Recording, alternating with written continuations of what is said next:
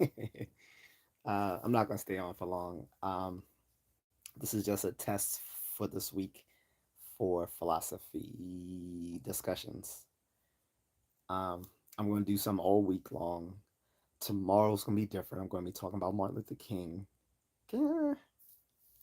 Um, Basically, I'm just going to be criticizing how both political sides get him wrong. So that should be interesting. But today, like I said, I wanted to start my whole new spiel on philosophy so it won't get demonetized. Somehow the one yesterday got demonetized too. I don't know what I said or whom I said it about, but that got demonetized. And it's starting to get kind of PO'd about that. Maybe I need to watch my language a little bit more. That might help.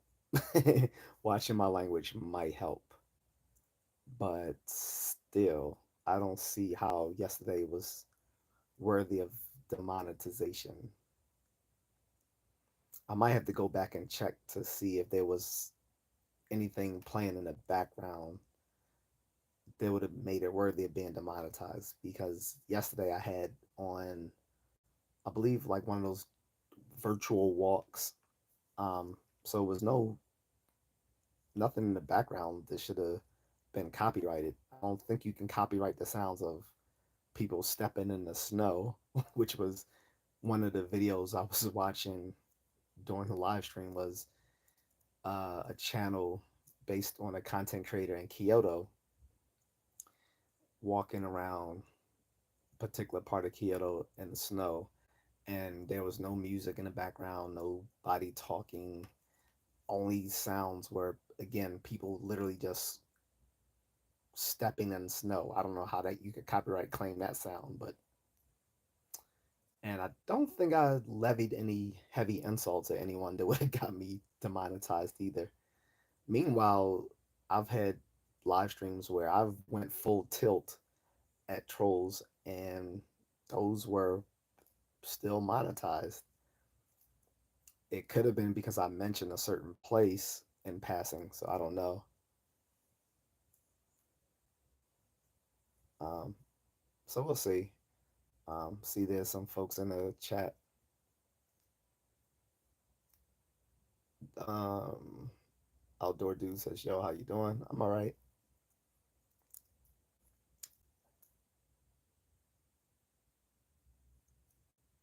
Maya says, "Hi, what's going on?" So let me start my anime music in the background. Hopefully, it won't get me demonetized since I'm playing it very lowly in the background. Brianna says, "In your um, oh, I like your videos and subscribe to you. Thank you, appreciate it." So this one is going to be a little nerdy one.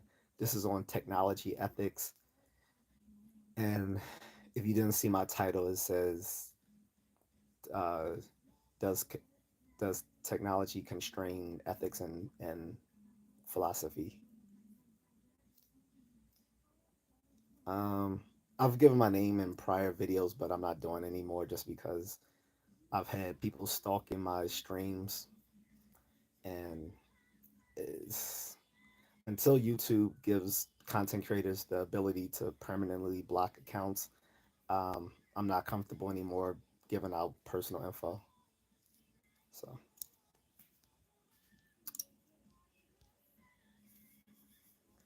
I think if YouTube wants content creators to feel safe again, they should allow them to be able to permanently block accounts.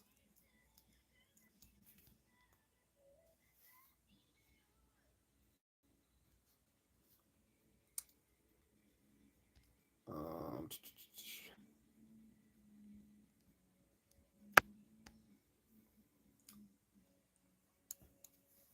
so anyway, this is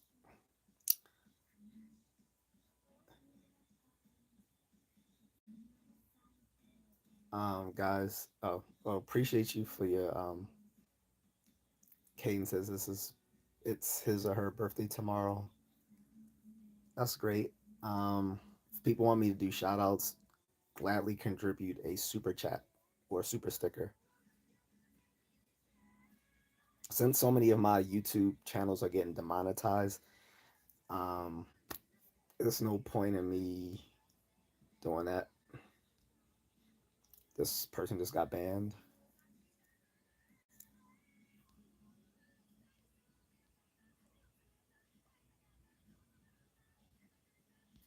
Actually, you know what? I'm gonna see what this person does. I'm gonna unhide them for a second.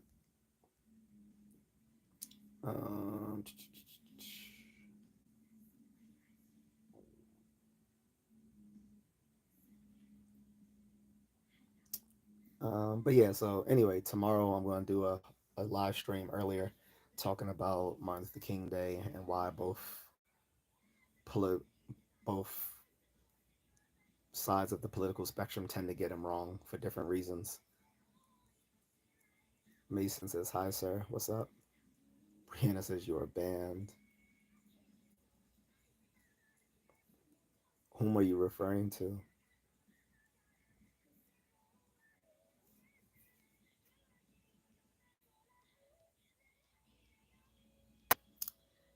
Um, I'm not talking about the election. Um, with all due respect, I have a topic for today. So if people want me to talk about something outside of my topic, drop a super chat.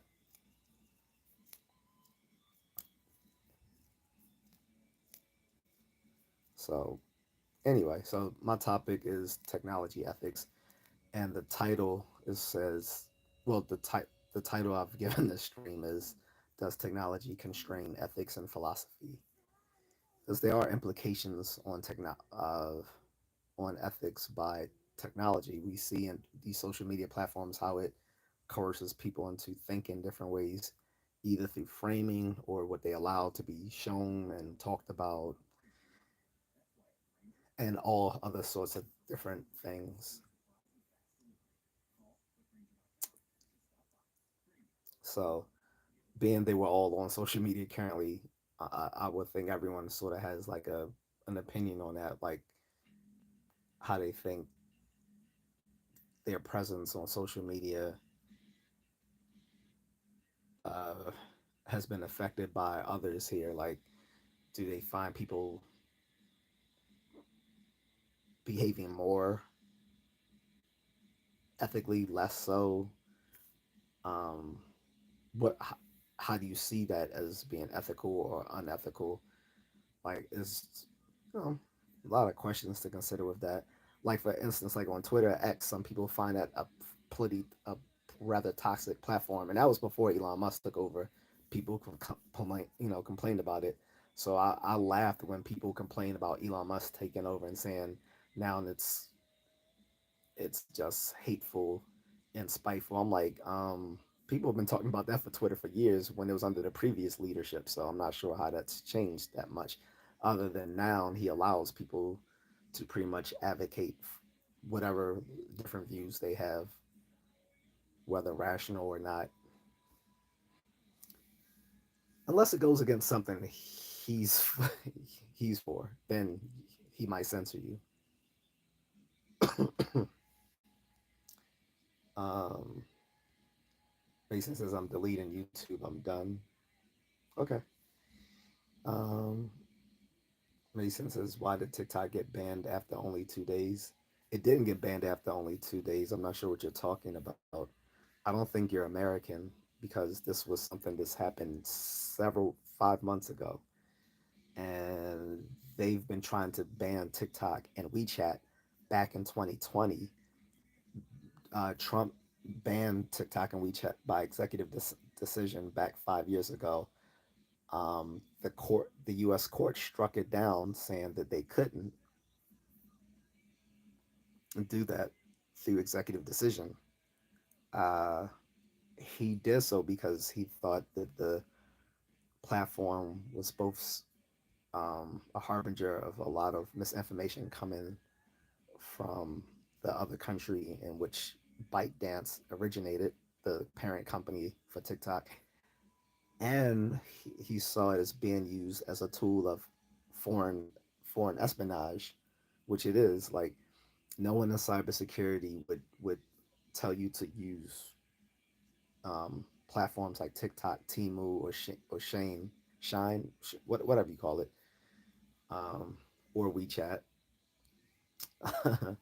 So then steps in the Biden administration 4 years later, and they have an axe to grind. A lot of people think it's merely because it was allowing content creators to share information about what was going on in Gaza. And let's be honest, that probably has something to do with it. But the other thing was that just as the previous administration had admitted, like they saw that it was being used as a tool of espionage and disinformation. Um, and we weren't even privy to how much so it was. But when when the U.S. Congress finally decided to put restrictions on them, they told them basically, and it wasn't a ban, it was a restriction. They told them that they could still operate in the U.S., but they had to sell. But the parent company ByteDance had to sell TikTok to an American company, or they would bring down the platform. That was their law that was that was that that was passed. Um, ByteDance didn't want to sell, and so today was the deadline for them, or it would go, or they would stop being able to have it up here in America. Um, so they took it to the Supreme Court. The Supreme Court decided to uphold the lower court's ruling on this, especially when some people from the intelligence community came in and delivered evidence showing just how much the TikTok was used as a tool of espionage. Like they brought in previous hard evidence that they did not show the American public. So that kind of sealed the deal. So they went black last night, but what what happened was Trump came in and saved them today.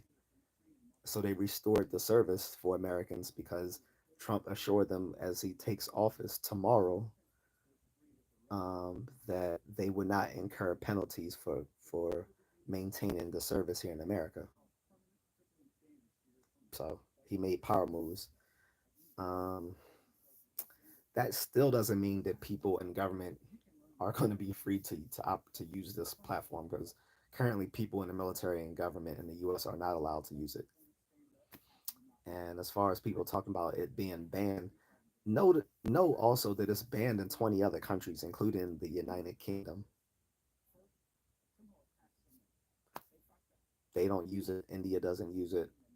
Bunch of like 20 different other countries have some sort of ban or restriction on TikTok because we're all well aware that it's used as a tool of espionage.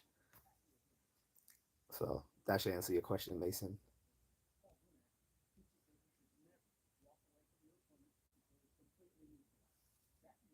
Sammy Emma says, "Let me guess, you're not married with no kids." I don't know what that has to do with what I'm talking about. I am married though. Anyone who's watched my videos know that I have a wife. She's literally in some of my videos. Um, but back to my subject. So there's the question of TikTok. Like we're talking about morality, like and how does technology, constrain ethics and philosophy. And we look at things like TikTok and the issue of that being banned, and does it is a is this like an attack on First Amendment rights? Then we gotta look at people who were TikTok users who fled to the app Red Note and are willing don't have pretty much abandoned any sort of American patriotism. Is that is this is this inevitable as people get addicted to certain social media platforms that they're willing to trade their values for the attention that they get on these platforms, because I'm pretty sure most of these people on TikTok and going to Red Note weren't monetized. Now I can see if you're a monetized content creator, and you actually make a living off of being on TikTok, that makes sense. Not saying I agree, but that makes sense. But for the for like the 160 million US users of TikTok, most of them aren't monetized and most of them aren't making money on it, even if they are like monetized on the platform. So I don't know. Is that an ethical issue though? Not sure.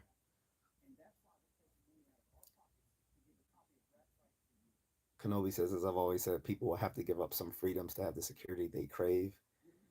Yeah, they.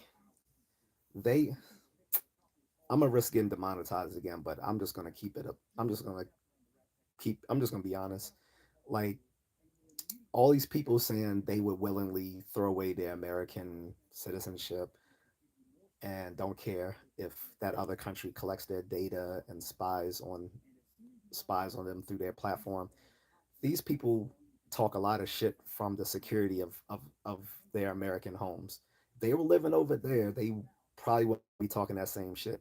Imagine practicing some some some ancient exercise that you get locked up for.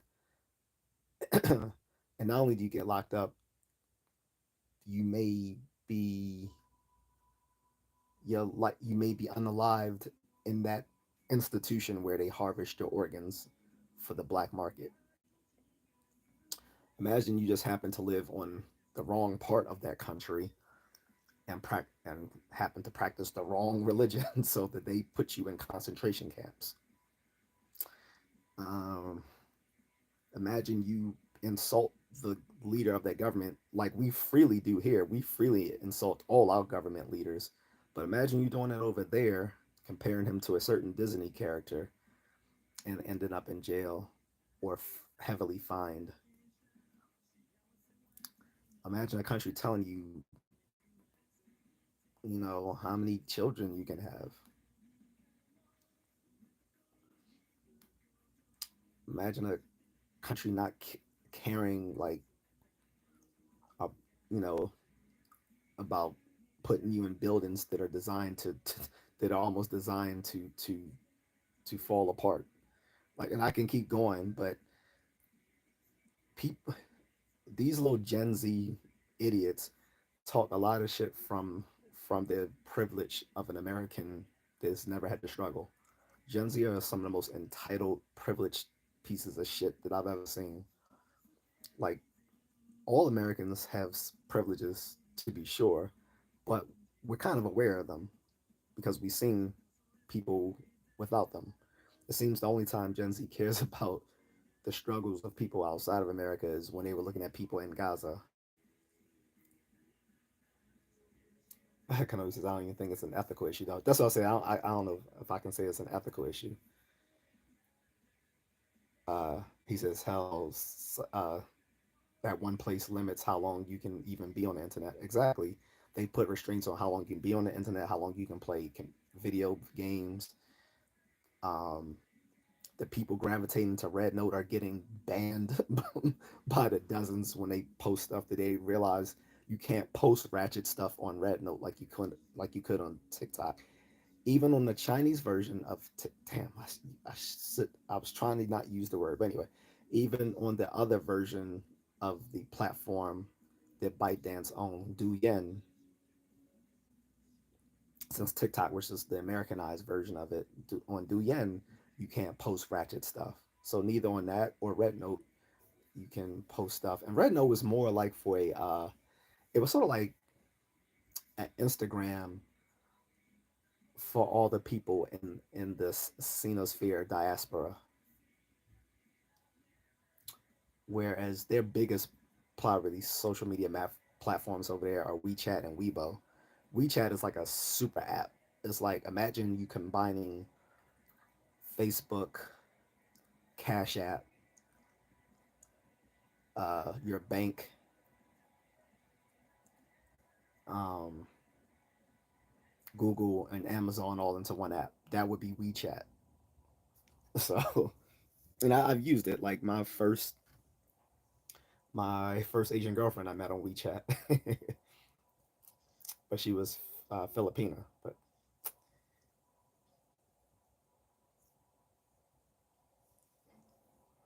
But yeah, I think that I won't say technology constrains ethics or philosophy, but I think it does put a new twist on it. But usually they're the same problems, just now highlighted for the digital age, I should say.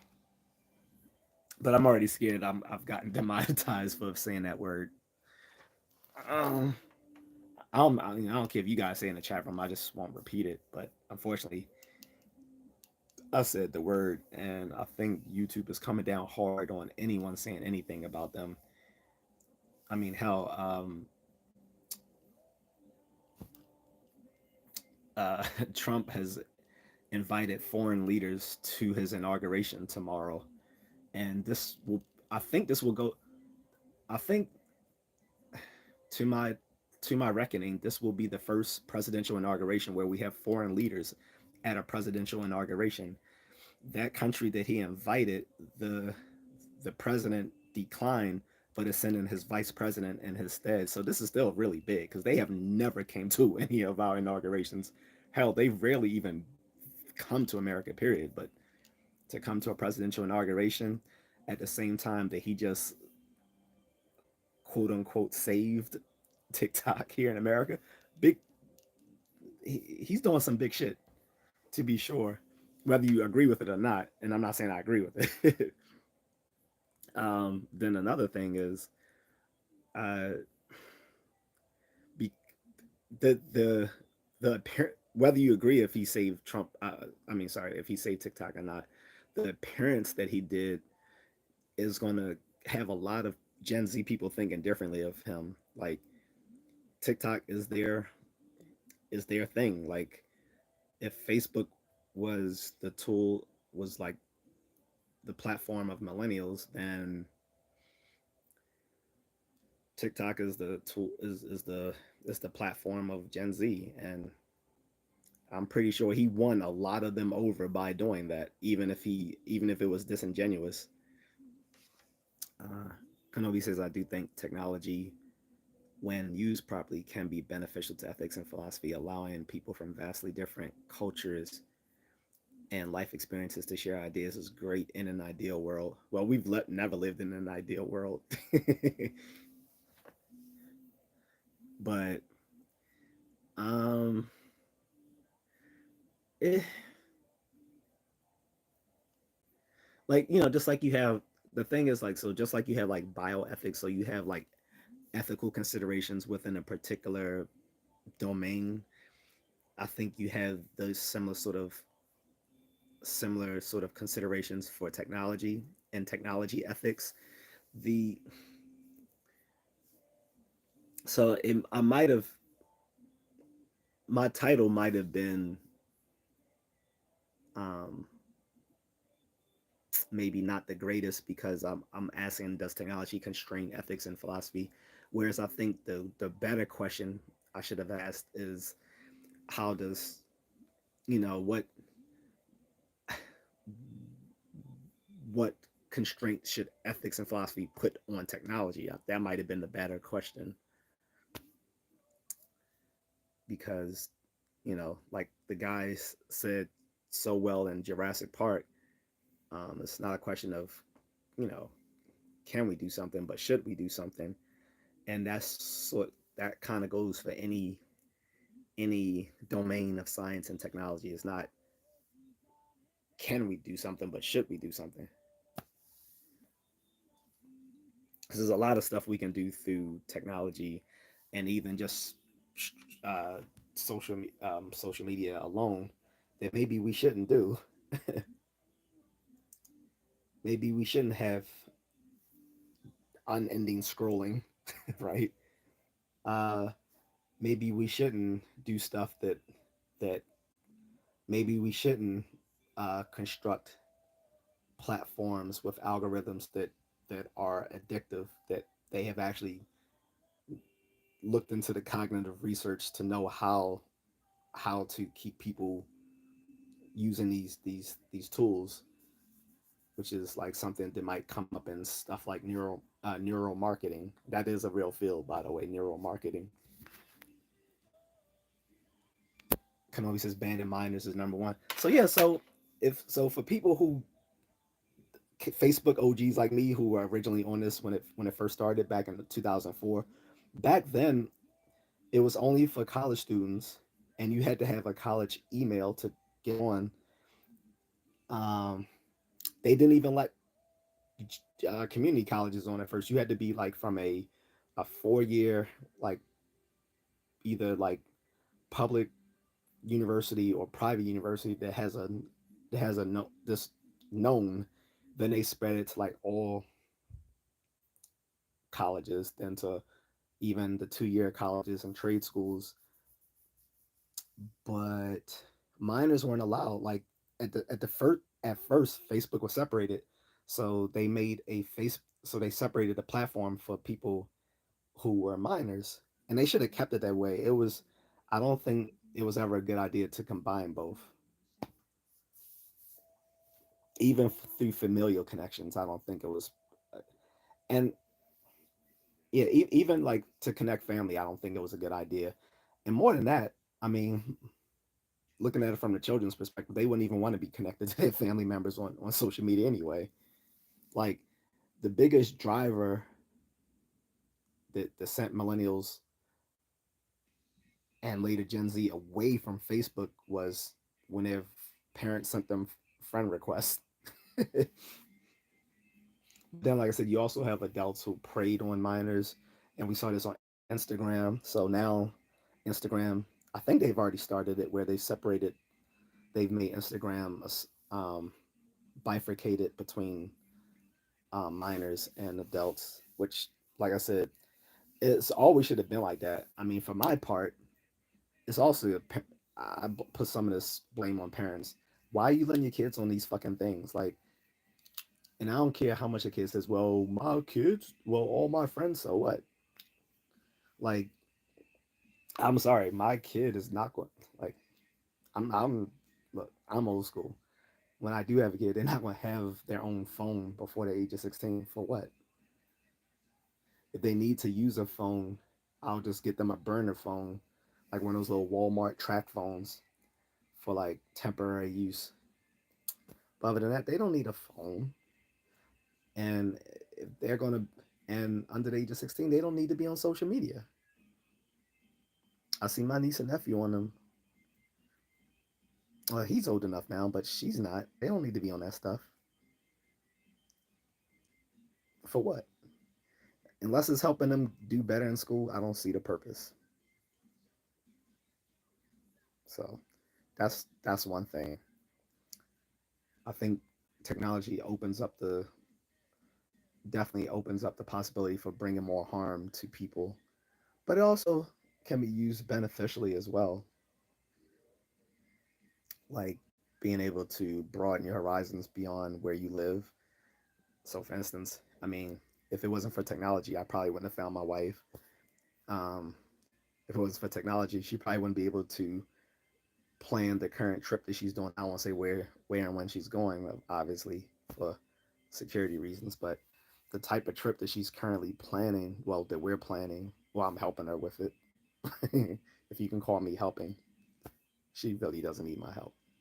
But anyway, the the the type of stuff that she's planning out, like it would be really hard to do without having that instant access to the world's information like we do now, which is why I have no pity for people who always feign ignorance on any given topic when you literally have all the world's information at your fingertips. So when I was a child and I wanted to learn stuff, I had to rifle through my encyclopedias. And if I couldn't find stuff in my encyclopedia, Then off to the library I went. Of course, I actually liked going, so that's a different story. But we didn't have instant access to information. There was no Google, Bing, Jeeves, or anything else back then. But people have instant access to information, so that's a definite plus. Of course, the other issue is with having access to all the world's information is half of that information is false. So then people need critical thinking tools to be able to siphon from the good information and the bad information and the junk information. So, but that was still the case even in pre-digital, uh, in a in a pre-digital era where you had to look stuff up. But I think because you had to go to encyclopedias and to to go to library and actually look things up, it probably kept you from a lot of misinformation. So always trade-offs. So maybe more accurate information back then, but less access. More access now, but more misinformation. Trade-offs. Like Kevin Samuel says, there's always trade-offs. um, as far as philosophy, one thing I've seen like that I always tell people like when I'm looking up, we're talking about different philosophical topics is it's easier for people to access this stuff now than back in the day. Like philosophy, even today, seems very esoteric to people, especially as now a lot of philosophy departments have shrank or have gone away completely because more people have put emphasis on the STEM fields, not knowing that the liberal many of the liberal arts need to work hand in hand with this with STEM, which is why some people are now referring to STEAM, which is science, technology, engineering, arts, and mechanics, because we realize that there is a place for the liberal arts along with STEM in having an educated class of people. A place where a college that doesn't a college that lacks a philosophy department is probably not a good university. I'm just going to say that. Probably not a great university.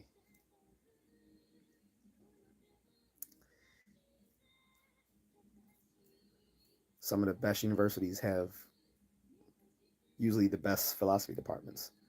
Places like Harvard and its cousin across the river from them at MIT.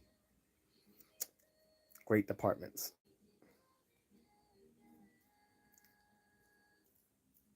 Um, and I can mention many others, but uh, the the point I'm making is that a lot of that information you can only get if you actually formally study philosophy. You can get online now. Like you can go to the Internet Encyclopedia of Philosophy to look up a lot of information.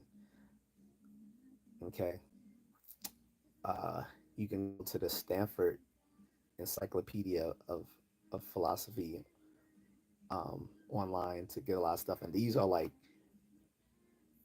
um, academic level research papers published um, and put on the Stanford um, the Encyclopedia of Philosophy online because some of my professors themselves have papers published there. Um, and both that and the Internet Encyclopedia of Philosophy give stuff in a very clear format for even for laymen, for people who've never touched upon any topic in philosophy ever. Like you could literally just read it. It would be a lot, but you if you really wanted to, you could just go through every entry in the on that online encyclopedia. There's also the there's another one similar to those two. think it's called the online. I think it's called the Online Dictionary of Philosophy. Then there's one strictly dedicated to more like skepticism, um, which is called skeptic.com's The Skeptic's Dictionary. That was actually the first thing that really drove me into doing philosophy as an actual formal as that was what really drove me to doing it as a second major was um, in as an undergrad student was the Skeptics Dictionary online. And then I bought the hard copy of it. So a lot of that stuff is accessible online. So technology does, I don't think constrains philosophy, but it has allowed for broader access to philosophy and broader access to ethics. I think through technology, a lot of people are aware of things like the like different moral problems, like the so-called trolley problem.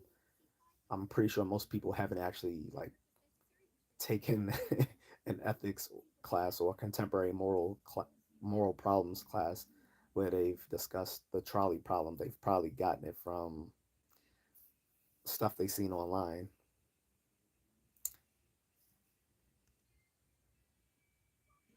Let me check my filter here and make sure I got all my messages.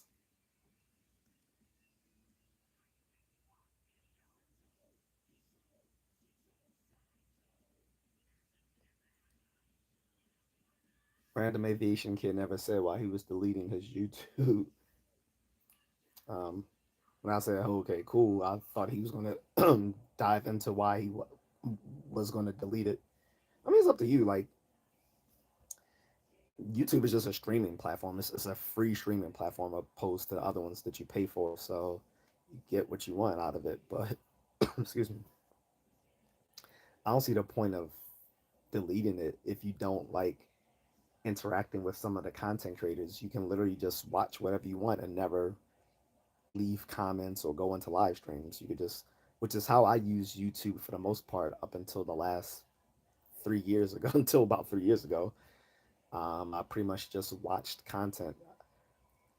I didn't even think about leaving comments. That wasn't even, I didn't even think of that until like probably 4 years ago. That's like, that was like, oh, I can just leave comments here too.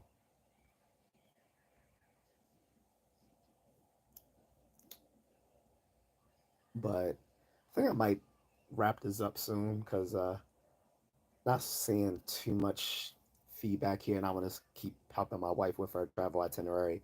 That's gonna be big too, guys. When she does do that, I'm not gonna say when because I don't want people tracking her whereabouts, nor when for the same reasons. But when she has that done and she's hopefully videoed a lot of the stuff where she's went and what she did, I'm definitely gonna put on here for you guys to see because it'll it'll be awesome. Like I wish I could go with her, but next time around, I want this to be her own thing. I think she deserves that. It was something on her bucket list, probably for like since she was, I don't know how old. So, um, happy I'm helping her be able to do this. So, but when she does come back from this trip, I'm gonna make sure that I have this her trip on here for you guys to see to the places she's gone, and she's gonna do this solo dolo. So I won't be in the videos. So just be forewarned on that. I'm about to end this. For folks watching this on replay, if you want to support me, please consider dropping me a super thanks or sign up for membership. I do have some membership only content, and if I get more members, I'll make more membership only content. But for right now, it's not worth putting all that stuff behind a membership paywall um, if people aren't able to view it. Okay. Um, Also, you can contribute by buying me a coffee at buymeacoffee.com. The link will be in the description here when you watch this on replay, or you can go to my About Me page on this channel, and it gives all my links as well.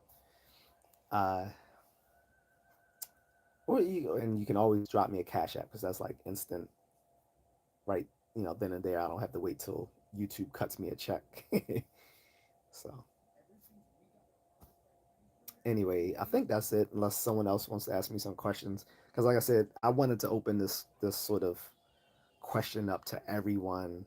I, this wasn't for me to like be harp on some sort of diatribe about technology and it it hurting the children or something like that. So if anyone had anything to contribute to that, um, you can go ahead and do so. Or if you want to do so after this is uploaded and you're watching this on replay, then you can just put it in the comment section. But tomorrow I will be talking about Martin Luther King Day as well as the inauguration, of course, because it's funny since Martin Luther King Day and the presidential inauguration happened on the same day. Not to mention, Trump is a little uh, miffed of the fact that flags will be waving at half mast because of the death of former President Jimmy Carter, even though it was his inauguration. So it's like, you know what I mean? So I get why he would be miffed. I think some people would. It would be um, it would not be unreasonable for someone to feel that way. Anyway, but I'm gonna spend the bulk of tomorrow's live stream probably talking about MLK Day and why both political sides, liberals and conservatives, get his views wrong. Not that all of King's views are correctly, but just that they fundamentally misrepresent his views to further their own narratives. So I'm gonna get into that tomorrow. But if there's no other questions here from me today on technology and ethics, then I'm gonna wrap this up.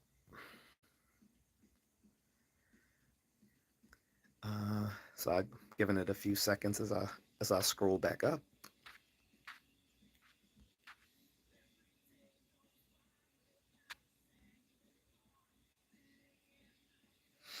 But yeah, I don't see anything. So despite I seeing a few people in the chat room, um, I don't see anybody leaving any comments. So I'm gonna go, and again, guys, if you're watching this on replay, go ahead and leave me a comment if you like, share, and subscribe. It helps me grow this channel. And once the channel gets bigger, I'm gonna put some more production behind it because I've already discussed that. I do have a second channel, but there's not any content up yet. I think that channel is gonna be more with stuff involving my wife. Um, so the channel is called Mrs. Contrarian. So she might put up some stuff on there soon. We'll see. But in any case, guys, I'm out. Thank you for the person who left me the gems earlier. Appreciate it. But I don't see any other questions, so I guess I should call it call it the end here. All right, take care, guys.